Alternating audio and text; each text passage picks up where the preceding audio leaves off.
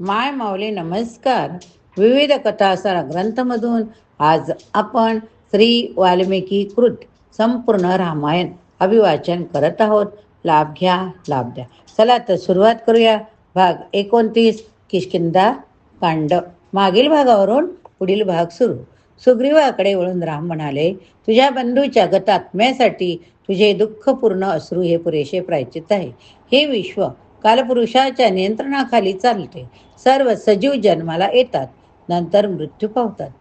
पूर्ण पुरुषोत्तम भगवंताच्या अधीन असलेला काल कधीही आपली मर्यादा ओलांडत नाही. म्हणून जे अपरिहार्य आहे त्यासाठी आपण शोक करीत बसू नये. अशा तऱ्हेने सुग्रीवाचे सांत्वन आहे. नंतर लक्ष्मणाच्या मदतीने त्याने आपल्या बंधूंच्या अंत्यसंस्काराच्या तयारीला सुरुवात केली. त्यानंतर लवकरच किष्किंधेहून एक पालखी मागविण्यात आली. सुग्रीवाने वालीचे पार्थिव त्यावर ठेवले. जवळच्या पर्वतातील जऱ्यांकडे अंत्ययात्रा निघाली. जशी चिता रचली गेली तसे ताराने वालीचे मस्तक आपल्या मांडीवर घेतले. तीव्र शोक प्रकट करू लागली. तिचा शोक पाहणाऱ्या सर्वांना यातना होऊ लागल्या. शेवटी इतर स्त्रिया पुढे आल्या. त्यांनी ताराला उठवले. सुग्रीव अंगद वालीचे पार्थिव चितेवर ठेवू लागले. अंत्यसंस्कारानंतर नातेवाईकांनी तुंगभद्रा नदीचे जल आणले व वीर वानर राज्याच्या आत्म्यासाठी तर्पण केले. जेव्हा अंत्यसंस्कार विधी पूर्ण झाला तेव्हा हनुमानाने रामांना सुग्रीवासमवेत किष्किंधेला जाऊन त्याला राजसिंहासनावर बसविण्याची विनंती केली. तथापि नकार देऊन राम म्हणाले, हनुमाना, सुग्रीवाच्या राज्याभिषेकासाठी तू अधिकारपदाची कर्तव्य पार पाडावीस आणि राज्याचा वारस म्हणून अंगदाला युवराज पदावर बसवावे. पावसाळा जवळ आलेला आहे, तेव्हा सीतेचा शोध घेण्यासाठी ही योग्य वेळ नव्हे. सर्व वानर प्रामुख्याने 4 महिने किष्किंधेला राहावे. लक्ष्मण आणि मी पर्वतातील गुहेत वास्तव्य करू. जेव्हा शरद ऋतूचे आगमन होईल तेव्हा आपण रावणाच्या राज्याचा सर्वत्र शोध घेऊ. नंतर सुग्रीवाने किष्किंधेत प्रवेश केला. नगर जनांनी त्याचे स्वागत केले. राज्याभिषेकाच्या वेळचा स्नान समारंभ मैंद, द्विज, हनुमान या वानरश्रेष्ठांनी आणि जांबवान या अस्वल राजांनी संपन्न केला. सुग्रीवाने रुमा आपल्या पत्नीचा पुन्हा स्वीकार केला. अंगदाला राज्याचा वारस म्हणून राजसिंहासनावर बसवले. 4 महिने राम लक्ष्मण पर्वतावरील गुहेत राहिले. सीतेच्या विरहाचे तीव्र दुःख भावनेमुळे पर्वत प्रदेशातील निसर्ग सौंदर्यात रामाचे मन रमेना. रात्री ते झोपू शकत नसत. त्यांच्या नयनातून सतत अश्रूंचा वर्षाव होत असे. एके दिवशी राम लक्ष्मणाला म्हणाले, 9 महिने महासागरातल्या पाण्याचे बाष्पीभवन चालल्यानंतर आता आकाशातून मुसळधार पावसाला सुरुवात होत आहे. डोंगरा एवढ्या मोठ्या ढगांचे पुंजके आकाशात दाटून आले आहेत. ते मनात उदासीनेचे भावना निर्माण करतात. काळ्या पावसाळी ढगांमध्ये सोनेरी वीज जेव्हा कडाडताना दिसते तेव्हा ती रावणाच्या बाहूतील सीतेसारखी भासते.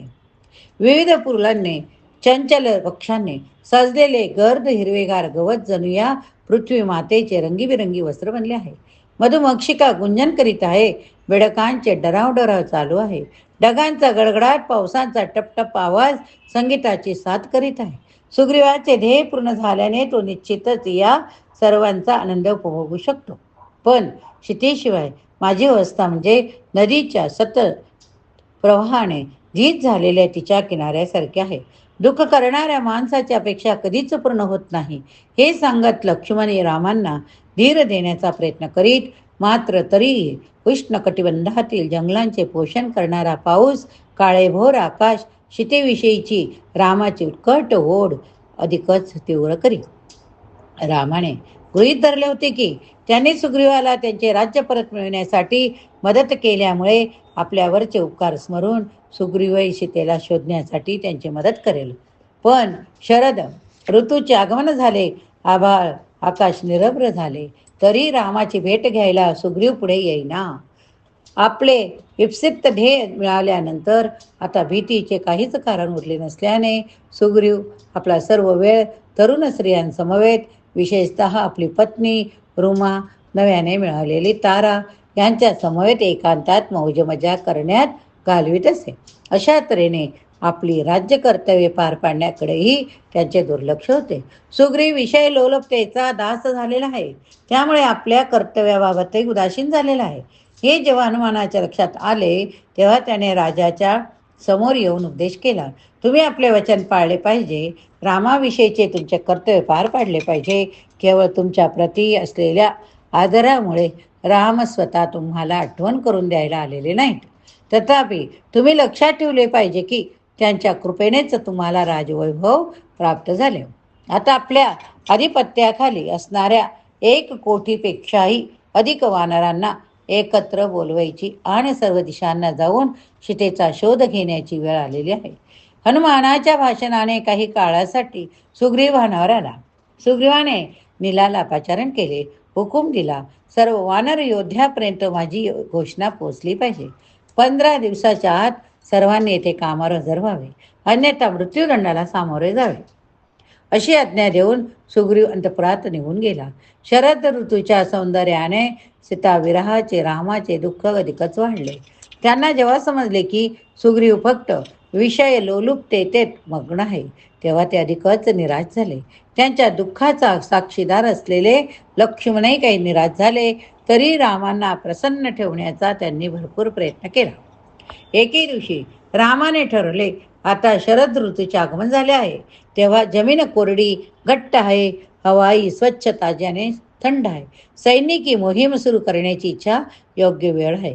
दुर्दैवाने सुग्रीव काही नजरेस पडत नाही. त्यावरून असे वाटते की स्त्री संगतीतल्या सुखात निमग्न झाल्याने तो त्यांचे कर्तव्य विसरला आहे.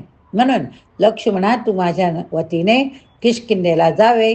माझ्या नावाने सुग्रीवाला ताकीद द्यावी की हे वानरसेना, तुमच्यासारखी वर्तन करणारी व्यक्ती सर्वात अधम होय. तुझ्या वडील बंधूचा वध करणाऱ्या रामाकडे दुर्लक्ष करताना तुला काही भय वाटत नाही, याची मला आश्चर्य वाटते. मी तुला ताकीद देतो की सीतेच्या शोधार्थ रामांना सहाय्य करण्याच्या आपल्या वचनाकडे तू दुर्लक्ष केलेस तर राम स्वतः किष्किंधेला येतील आणि तुला व तुझ्या सर्व नातेवाईकांना ठार करतील. रामाच्या अलौकिक तीव्र निराशेतून उद्भवलेला क्रोध पाहून लक्ष्मणही रागाने प्रक्षुब्ध झाले. आपले धनुष्य उचलून घेत लक्ष्मणाने जाहीर केले, जर तो कृतज्ञ सुग्रीव तुमची आज्ञा पाळायला लगेच आला नाही तर मी त्याला आजच ठार मारीन. लक्ष्मण त्वरेने निघाले तेव्हा आपल्या भावाचा क्रोध आवरण्याचा रामाने प्रयत्न केला. ते म्हणाले, सुग्रीवासी प्रथम सलोख्याच्या सुरात बोल, कारण मला अशी खात्री आहे की त्याला भानावर आणायला तेवढे पुरेसे आहे. एका मोठ्या गुहेत बांधलेल्या सुंदर किष्किंधा नगरीत लक्ष्मणाने अत्यंत क्रोधाच्या भरात प्रवेश केला. एखाद्या बेभान हत्तीप्रमाणे सुग्रीवाच्या प्रासादाकडे धावलेल्या लक्ष्मणाने आपल्या मार्गात उभे असलेले वृक्ष पाडून टाकले. प्रासादाच्या प्रवेशद्वाराशी पहारा देणाऱ्या भयानक वानराशी लक्ष्मणाचा अवतार त्यांचे क्रोधाने थरथरणारे ओठ पाहिले तेव्हा त्यांनी मोठमोठे वृक्ष उपटून पर्वत शिखरे तोडून शस्त्रे जमवायला सुरुवात केली. अशा तऱ्हेने वानरक्षांना सज्ज होताना बघून लक्ष्मण इतके भयंकर क्रोधित झाले की वानर रक्षक गोंधळले, भीतीने सैरावैरा धावू लागले. क्रोधित अवस्थेत लक्ष्मणाच्या आगमनाची सूचना देण्यासाठी सुग्रीवाचे मंत्री सुग्रीवाकडे आले. तथापि तो ताराबरोबर वासनेच्या जाळ्यात इतका गुरफटलेला होता की त्याच्या मंत्र्याकडे त्याने तितकेसे लक्ष दिले नाही. मंत्र्यांनी युद्धाच्या तयारीसाठी सज्ज व्हायला वानरांना हुकूम केले. तेवढ्यात क्रोधित लक्ष्मण अंगदाला भेटले व आपल्या आगमनाची वार्ता सुग्रीवाला द्यावी असे त्याने त्याला सांगितले. यावर अंगद सुग्रीवाच्या कक्षेत गेला. आपल्या काकांचे पाय घट्ट धरीत त्याने लक्ष्मणाच्या आगमनाचे माहिती दिली. तथापि मध्य प्यालेच्या अवस्थेत सुग्रीव झोपलेला होता, त्यामुळे तो उठू शकला नाही. तेव्हा असंख्य वानराने जोरजोराने आरडाओरडा केली. तेव्हा शेवटी तो उठला. लक्ष्मणाच्या भीतीने तो एकदम भानावर आला. सुग्रीवाने आपले लालभडक डोळे उघडले. त्याच्या मंत्र्याने त्यास माहिती दिली की अतिशय क्रोधायमान अवस्थेत लक्ष्मण प्रासादाच्या द्वारापाशी आपली वाट पाहत आहे. आपल्याला विनंती आहे की आपण त्वरित बाहेर जावे लक्ष्मणांना वंदन करावे, त्यांना शरण जावे, त्याने तरी त्याचा राग शांत होईल. शेवटी परिस्थितीचे गांभीर्य लक्षात आल्यावर सुग्रीव घाईघाईने लक्ष्मण आटल्यावर का चिडले आहे असा विचार करीत त्याच्या पलंगावरून उठला. अनुमानाने सुग्रीवाला पुन्हा आठवण करून दिली की हे राजा, विषय लोलुपतेत पूर्ण बुडाल्याने काळ कसा निघून गेला याकडे तुम्ही लक्षही दिले नाही. शरद ऋतूचे आगमन होऊनही खूप काळ गेला तरी रामांना सीतेचा शोध घेण्यात मदत करण्याचे जे वचन तुम्ही दिले होते त्याकडे तुम्ही दुर्लक्ष केले. लक्ष्मण, आता तुम्हाला आठवण करून द्यायला आले आहे. मी असे सुचवतो की तुम्ही हात जोडून नम्रपणे त्यांना सामोरे जावे आणि अशी आशा करावी की त्यामुळे त्यांचा राग शांत होईल. सुग्रीवाच्या सांगण्यावरून अंगद लक्ष्मणांना घेऊन प्रासादात आला. आधी हातात शस्त्र घेतलेले सर्व वानर आता लक्ष्मणांना अभिवादन करायला हात जोडून उभे राहिले. लक्ष्मण जेव्हा सुग्रीवाच्या प्रासादातील अंतपुरात आले तेव्हा वाद्याच्या साथीने गाणाऱ्या स्त्रियांचे, त्यांच्या रुंजवणाऱ्या दागिन्यांचे आवाज त्यांच्या कानी पडले. परत स्त्रियांची संगत टाळण्याचा आपल्या शक्तीपुढे इतक्या तरुण सुंदर स्त्रिया तेथे बसलेल्या पाहून लक्ष्मण काहीसे संकोचित झाले. त्यांनी आत प्रवेश करण्याचे टाळले. आपल्या शक्तिमान धनुष्याचा टणत्कार करून आपल्या आगमनाची सूचना दिली. तो आवाज ऐकून सुग्रीव थरथरू लागला. ताराला म्हणाला, लक्ष्मण रागवले आहेत याचे मला आश्चर्य वाटते. मला वाटते तू प्रथम बाहेर जावे आणि लक्ष्मणाला शांत करावे. अंगावरची वस्त्रे शिथिलावस्थेत असलेली उन्मादित डोळ्यांनी तारा लक्ष्मणासमोर आली. लक्ष्मणाच्या क्रोधाची तीव्रता कमी झाली. आदराने त्याची नजर तिच्या पावलावर गेली. तारा विचारू लागले, प्रिय राजपुत्रा, आपल्या सुग्रीवावर एवढे का रागवले आहात? लक्ष्मण ताडकर उतरले. तुझ्या पतीने रामाप्रती आपल्या कर्तव्याची उपेक्षा केली आहे. त्याऐवजी स्त्रियांच्या संगतीत अंतपुरात दिवस घालवणे पसंत करीत आहे. ताराने लक्ष्मणाशी युक्तिवाद केला. सुग्रीव विषय वासनेत आपली बुद्धिमत्ता गमावून बसला आहे, म्हणून तुम्ही त्याला क्षमा केली पाहिजे. अगदी महान ऋषी सुद्धा कधी कधी इंद्रिय तृप्तीसाठी आतुर होतात. मग चंचल मनोवृत्तीच्या एका वानराविषयी काय सांगावे? कृपया सुग्रीव रामाप्रती आपले कर्तव्य विसरले आहे असे समजू नका. सीतेचा शोध घेण्यासाठी कोट्यावधी वानरांना येथे येण्याचे बोलावणे त्याने आधीच पाठविले आहे. कृपया आत यावे, प्रत्यक्ष आपल्या सुग्रीवाशी बोलावे. लक्ष्मणाने प्रासादाच्या अंतगृहात प्रवेश केला. जेव्हा अफाट वैभव, सुंदर स्त्रियांचे घोळके त्यांना दिसले तेव्हा पुन्हा त्यांचा राग उफाळून आला. रुमाला मिठीत घेऊन सुग्रीव आसनावर बसला. त्याने तथापि लक्ष्मणाचा प्रवेश करताना पाहून घाईघाईने हात जोडून उभा राहिला. तेथे असलेल्या स्त्रियांची त्याने त्याचे अनुकरण केले. लक्ष्मणाने सुग्रीवची खरटपट्टी काढायला सुरुवात केली.